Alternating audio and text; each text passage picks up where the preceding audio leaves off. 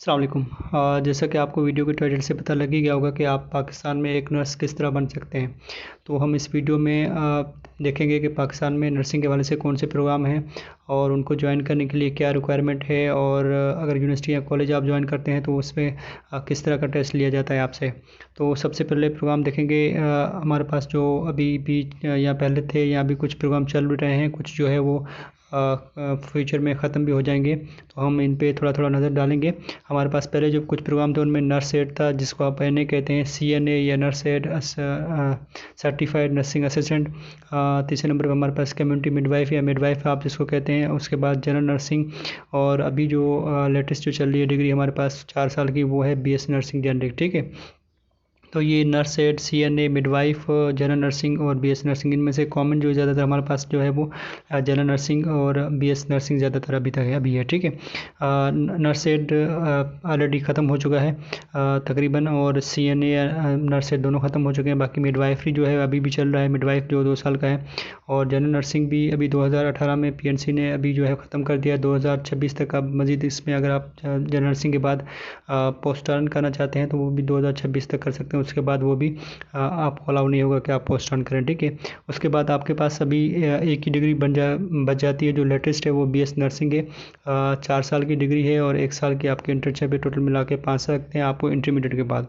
अच्छा, तो अब रिक्वायरमेंट हमारे पास रहेगी वो इंटरमीडिएट पे BS नर्सिंग की रहेगी। ठीक है, बाकी तो आप सबको छोड़ दें। ठीक है, तो अब इस वीडियो के बाद जो भी देख रहे हैं वो अब प्री मेडिकल में आप इंटरमीडिएट करेंगे मैट्रिक के बाद।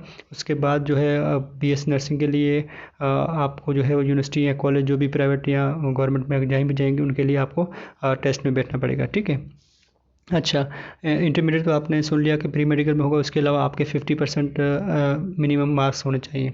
बाकी प्रोविंस वाइज जो अगर सिंध का आपके पास डोमिसाइल है तो आप सिंध में एडमिशन ले लेंगे। बाकी प्रोविंस का डोमिसाइल है तो फिर आप वहीं पे एडमिशन लेंगे। ठीक है, उसके अलावा टेस्ट में हमारे पास इंटरमीडिएट के कोर्स से ही आपको सवाल आएंगे, जिस तरह बायोलॉजी, केमिस्ट्री और ये फिज़िक्स हो गया आपको। वहाँ से आपको बेसिक कह लें या इंटरमीडिएट कह लें, हाँ उस तरह के आपको सवाल होंगे। इसमें जो आपको क्राइटेरिया फॉलो किया गया जाएगा वो तकरीबन वो जो है मैट्रिक आपके पास तकरीबन से मुराद मेरी जो है वो गवर्नमेंट यूनिवर्सिटी जो है वो आपका 10% मैट्रिक लेती हैं और 40% इंटर लेती हैं और 50% टेस्ट लेती हैं।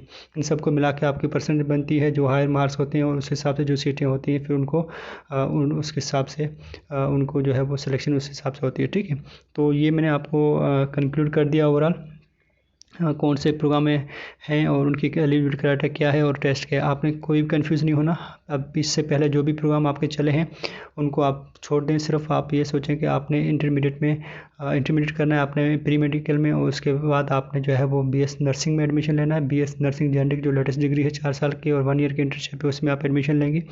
और उसके लिए आपको 50 मार्क्स चाहिए, 50% मार्क्स चाहिए आपको ओवरऑल इंटरमीडिएट में। और आपका अगर सिंध में लेना चाह रहे हैं तो सिंध का आपका डोमिसाइल होना चाहिए। ठीक है, उसके बाद आपके आगे जो है वो मैट्रिक में आपकी 10% का कैलकुलेट होगा, इंटरमीडिएट का 40% और आपका टेस्ट का 50% कैलकुलेट करके आपको इस तरह आपका जो है वो टेस्ट में जाके आगे ओवरऑल मेरिट बनेगा। ठीक है, तो ये है हमारे पास। और BS नर्सिंग के बाद आपके पास फिर MSN master science in nursing और PhD का आपके पास ऑप्शन रहते हैं।